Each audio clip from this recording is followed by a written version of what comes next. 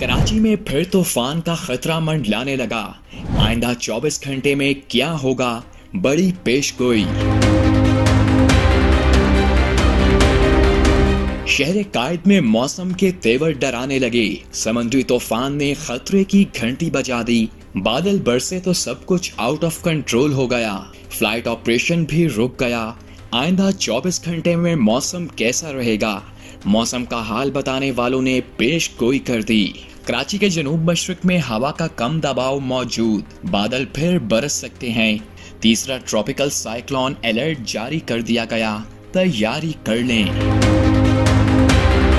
कराची से तकरीबन 310 किलोमीटर जनूब मशरिक में हवा का कम दबाव मौजूद है, जिसके सबब शहर में मजीद बारिश का इम्कान जाहिर किया गया है।